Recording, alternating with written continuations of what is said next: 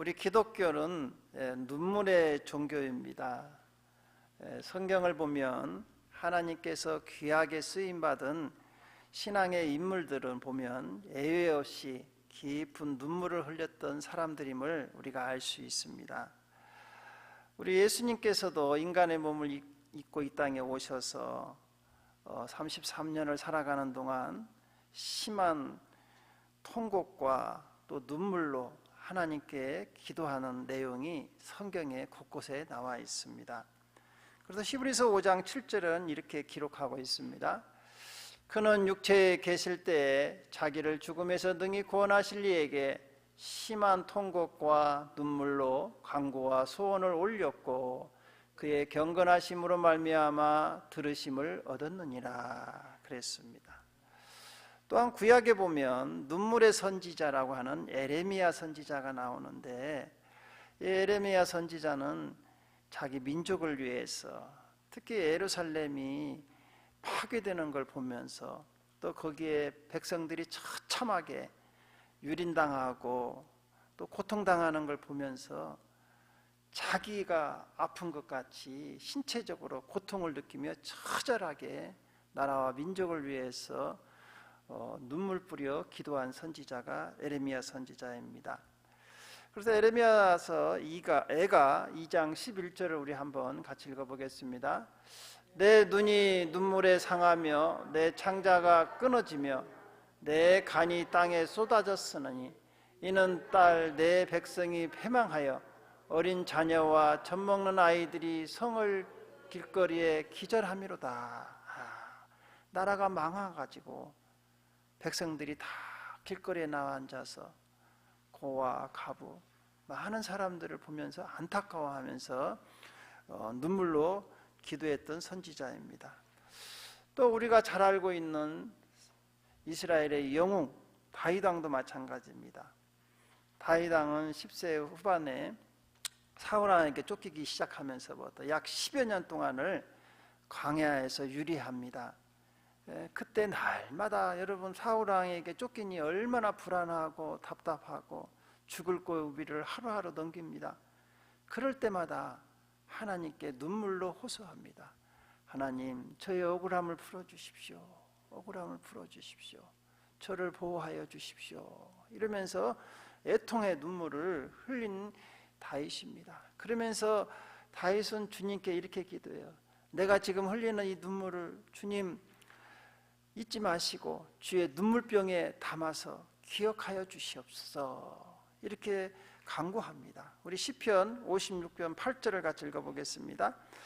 나의 유리함을 주께서 계수하셨사오니 나의 눈물을 주의 병에 담으소서. 이것이 주의 책에 기록되지 아니하였나이까. 그렇습니다. 유대한 신앙인들 또 예수님을 비롯해서 믿음의 사람들은 다 이처럼 눈물로, 애통의 눈물로 나라와 민족을 위해서 또 자기 자신을 위해서 눈물로 기도했던 것을 우리는 알 수 있습니다. 여러분, 세상에서는 눈물을 흘린다 그러면 약한 사람이다 이렇게 사람들이 업심여깁니다. 그러나 성경은 그렇지 않습니다.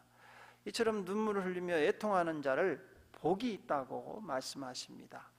그래서 오늘은 애통하는 자에게 주시는 하나님의 복이 무엇인가를 우리가 한번 살펴보면서 은혜를 나누려고 합니다.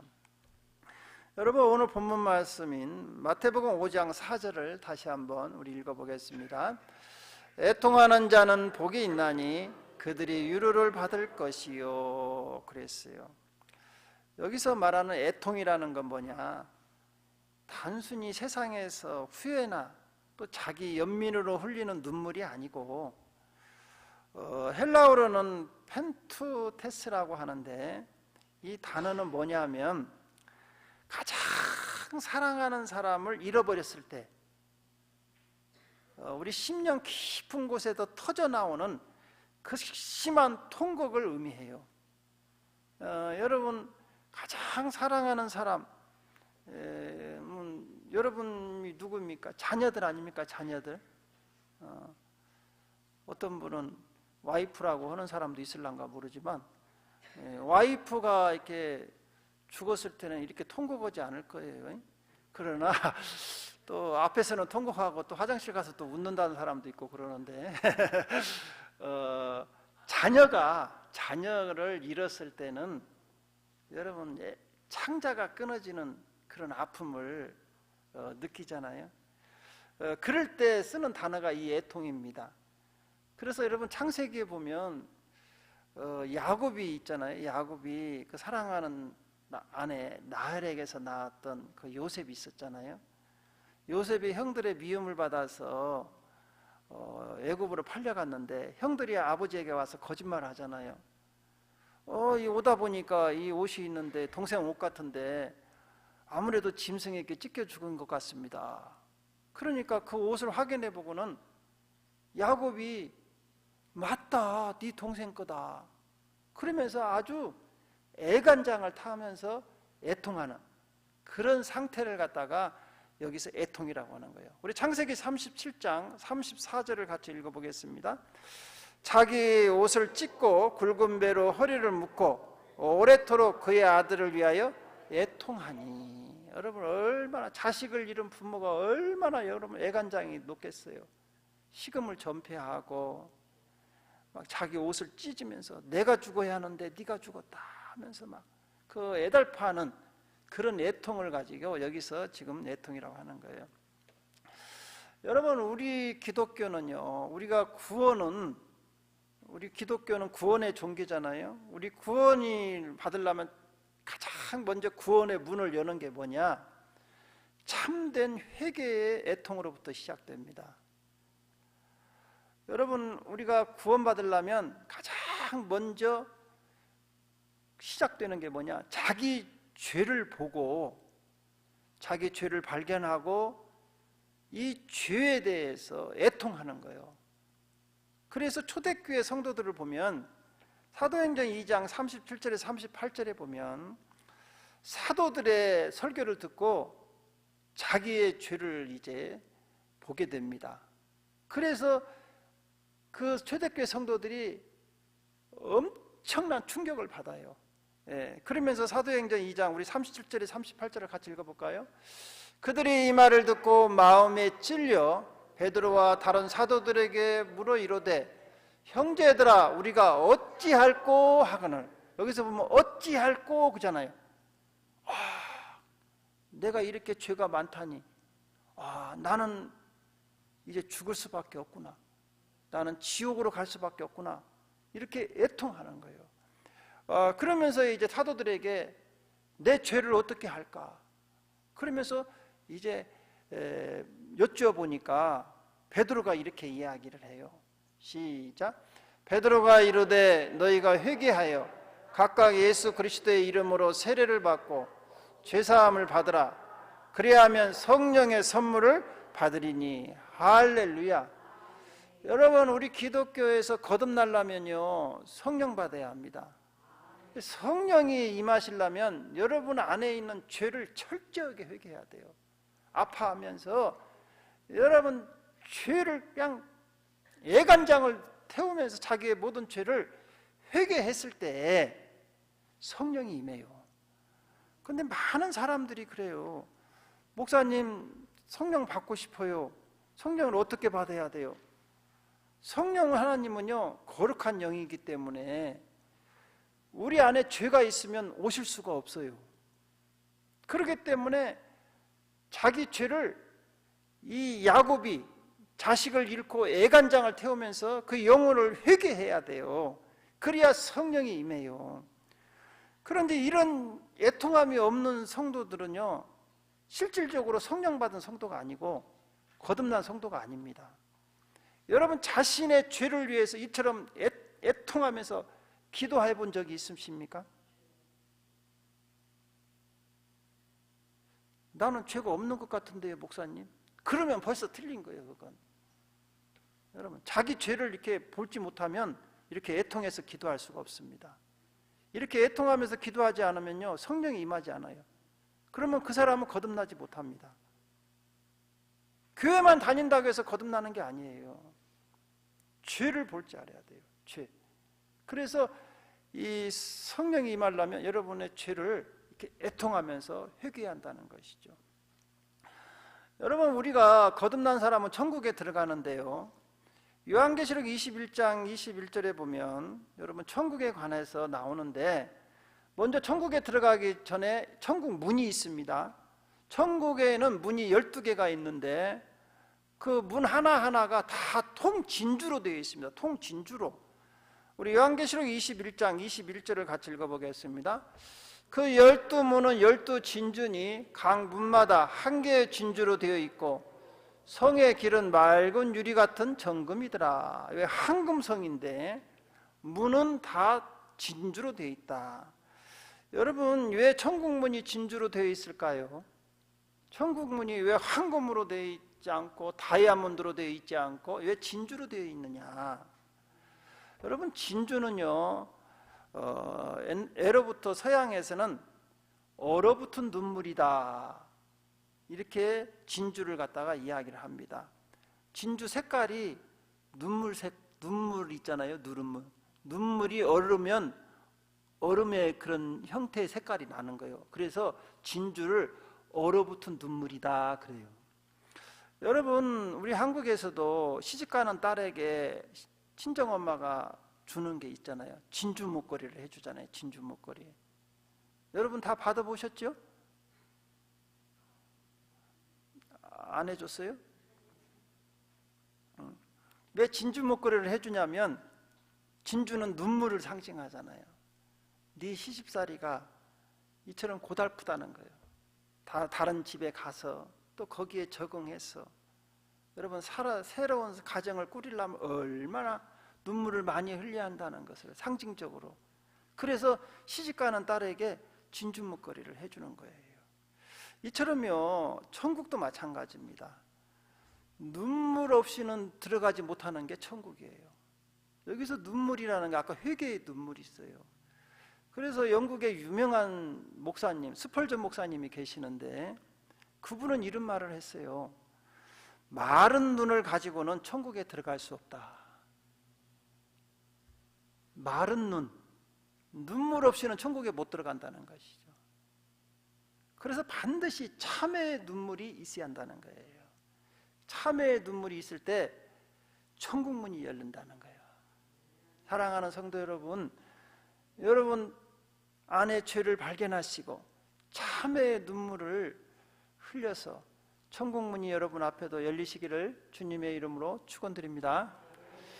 두 번째로는요, 이 애통의 눈물은요 우리의 영혼을 소생시켜요. 영혼을 소생시켜요. 여러분, 다윗이 참 하나님 말씀에 순종하고 하나님께서 왕까지 이제 세워주셨습니다. 그래서 다윗이 이제 좀 영적으로 나태해졌어요. 그래가지고는 어느 날 그 충신 우리아의 아내 바세바하고 간간을 합니다. 간통을 하죠.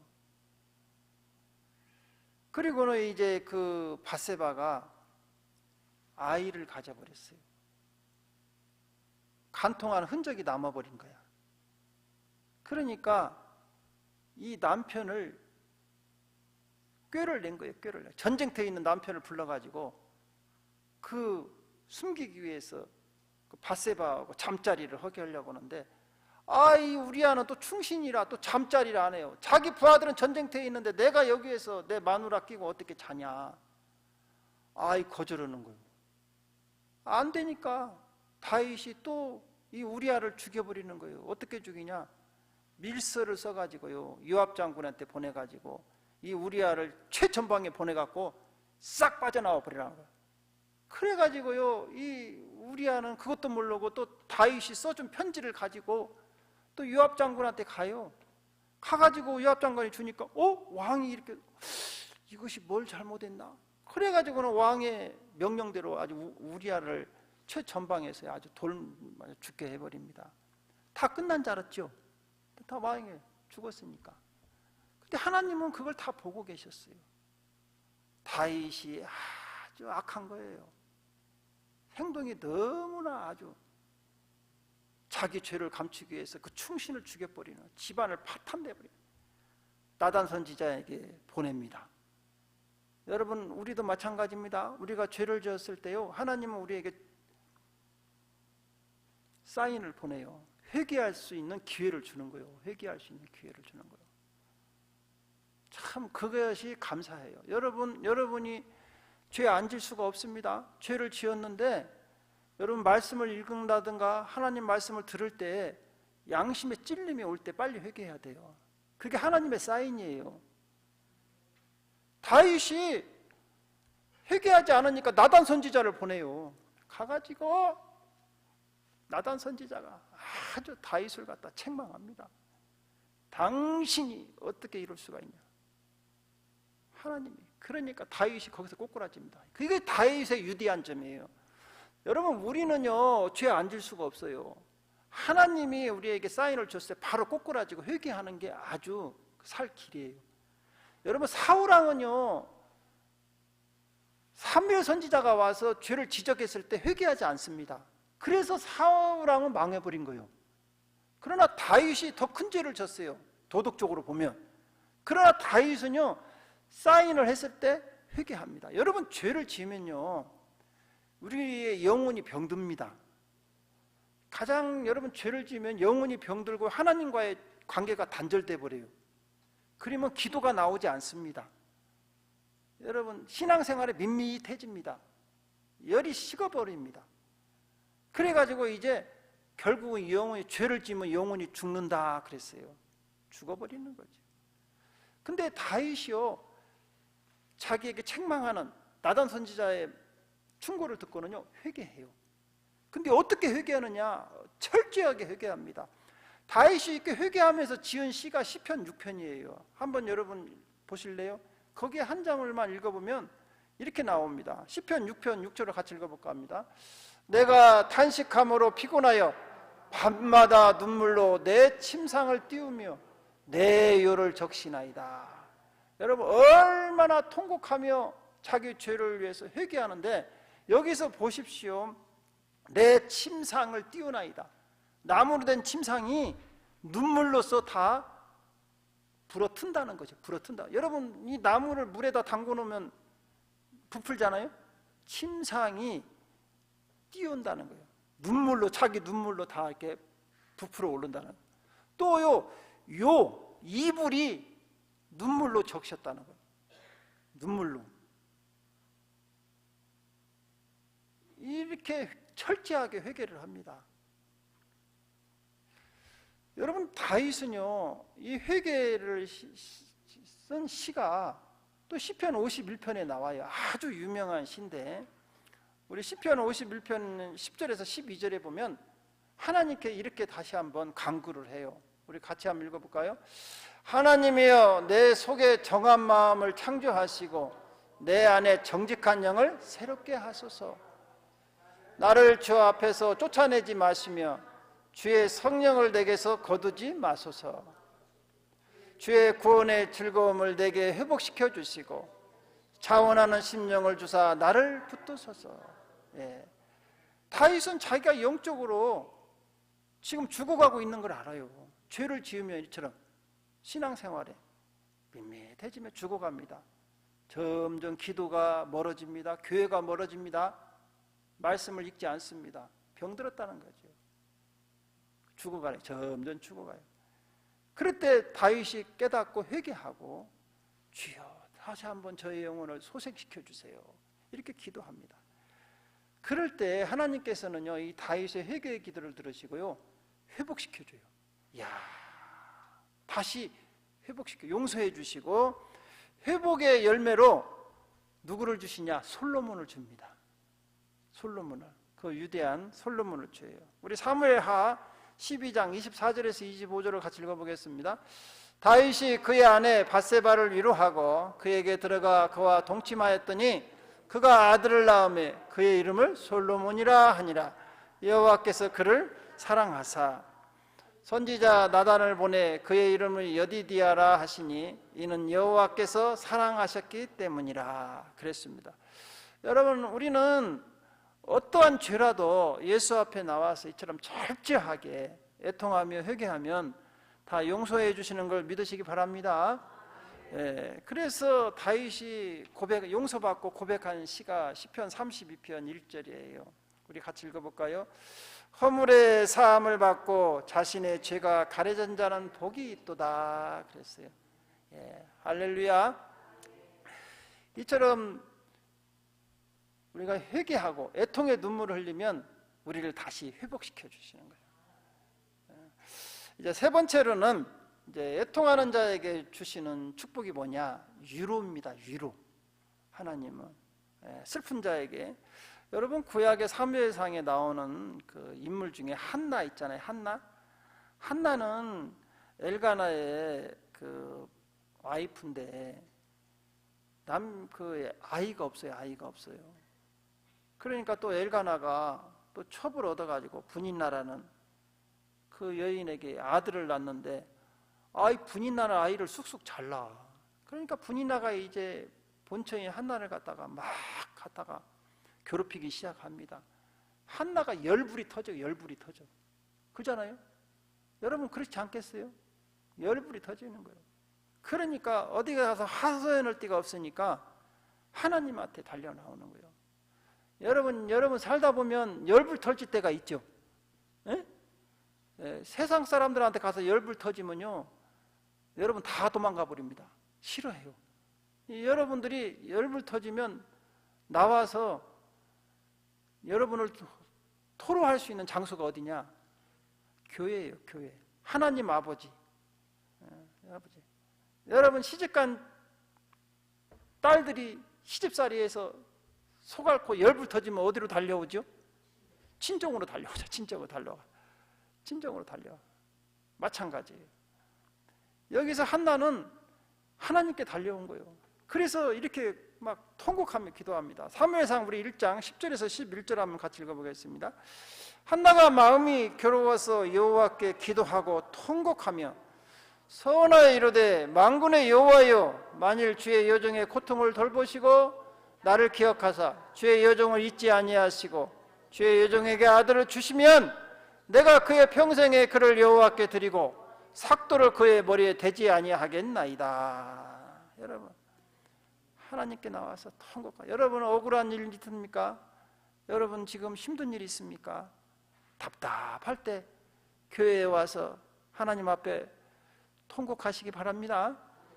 그러면 하나님께서 여러분의 문제를 해결해 줘요. 한나의 그 기도를, 눈물의 기도를 들으시고요, 여러분 아이가 생기게 합니다. 아이가. 그래서 그 아이의 이름이 사무엘이에요. 사무엘의 뜻이 뭐냐 하면, 우리 사무엘상 1장 20절을 같이 읽어보겠습니다. 한나가 임신하고 때가 이름에 아들을 낳아 사무엘이라 이름하였으니 이는 내가 여호와께 그를 구하였다 함이라. 기도해서 받은 아들이 사무엘이에요. 한나는 이후에도 아들이 7명이나 더 있습니다. 하나님께서 계속해서 축복해 주는 거예요. 여러분 사무엘만 있는 게 아닙니다. 그 후에도 계속해서. 그래서 이 한나는요, 자기가 소원한 대로 이 사무엘을 나시린으로서 하나님께 바쳐요. 그래서 이 사무엘은요, 그 이스라엘의 영적 사사로서 유대한 그 암흑 시대에 아주 큰 일을 담당하는 그 지도자가 되잖아요. 마찬가지입니다. 이처럼 우리가 애통하면서 기도하면요, 그 애통을 하나님께서는 춤으로 바꿔주시는 분이 하나님이시라는 거예요. 우리 시편 30편 11절을 같이 읽어보겠습니다. 주께서 나의 슬픔이 변하여 내게 춤이 되게 하시며 나의 베옷을 벗기고 기름으로 띠띠우셨나이다. 여러분 우리가 너무나 슬프고 힘들 때 와서 울면 이 슬픔을 변하여 뭐가 되게 하신다고요? 춤추게 하신다는 거예요. 한나가 너무나 괴로워서 눈물을 흘렸는데 하나님께서 한나의 그 괴로움을 다 받으시고 춤을 추게 하셨다는 거예요. 이러한 애통이 여러분에게도 있으시기를 주님의 이름으로 축원드립니다. 또 한 사람이 있어요. 남유다의 13대 왕이 히스기야 왕인데, 히스기야 왕은 참 하나님을 잘 섬겼어요. 그런데요, 중병이 걸린 거예요. 39살에 아이도 없습니다. 죽게 생겼어요. 자기의 대를 이어서 나라를 이끌어 왕자도 없어요. 죽게 된 거예요. 그러니까 하나님께 기도합니다. 여러분 하나님께 기도해요. 여러분 힘으로 안 되는 거 있으면 기도해야 돼요. 자꾸 여러분 힘으로 하다 보면 여러분만 지쳐요. 사람의 힘은 한계가 있어요. 사람이 하다 안 되면요, 세상 사람들은 자살을 해버려요. 포기를 해버려요. 그러나 우리는 나는 할 수 없어도 누구는 할 수 있다? 하나님은 할 수 있다는 거예요. 그래서 이 히스기야 왕도 세상 의사들, 왕이니까 전국에 있는 의사들이 다 달라들었을 거 아닙니까? 다 고치려고 하다 안 되는 거예요. 죽는다는 거예요. 그러니까 누구한테 오느냐? 하나님께 오는 거예요. 하나님께. 하나님 와서 눈물로 막 통곡하며 기도합니다. 그러니까 열왕기하 20장 2절에 3절, 여러분 이 눈물을 흘리면서 기도하면 금방 또 응답을 해. 하나님께서. 한번 우리 같이 한번 읽어볼까요? 시작. 히스기야가 낫을 벽으로 향하여 여호와께 기도하여 이르되 여호와여 구하오니 내가 진실 전심으로 주 앞에 행하며 주께서 보시기에 선한 것을 기억하옵소서 하고 히스기야가 심히 통곡하더라. 심히 통곡하더라. 여러분, 그러니까 이 애통하는 것을 하나님께서 보시고는요, 응답이 아주 최고로 빨리 급속도로 됩니다. 그래가지고 이사야 선지자를 보내가지고 이렇게 응답해줘요. 열왕기하 20장 5절을 같이 읽어보겠습니다. 너는 돌아가서 내 백성의 주권자 히스기야에게 이르기를 왕의 조상 다윗의 하나님 여호와의 말씀이 내가 내 기도를 들었고 내 눈물을 보았노라. 내가 너를 낫게 하리니 네가 3일 만에 여호와의 성전에 올라가겠고. 할렐루야. 여러분, 사람이 안 되는 거 하나님은 한 번에 하실 수 있어요. 여러분 평생에 안 되던 거 하나님이 한 번 함께 하시면 그냥 함께 하는 거예요. 어떤 분들은 그래요. 그렇게 하나님이 말씀이 왜 이런 걸 기록해놨냐? 우리도 이런 일이 있으면 기도라는 거예요. 그럼 이렇게 하나님 응답해 주시겠다는 약속의 말씀이지, 어떤 분이 천하의 하나님이 와도 내 문제는 해결 못합니다. 또 그런 분이 있어. 그런 생각하지 말고 히스기야 왕같이 한번 하나님 앞에 와서 엎드려 봐요. 해결 안 되는 게 어디 있어요, 여러분. 그래서 유로해 주는 거예요. 치료해 주고 회복시켜 주는 거예요.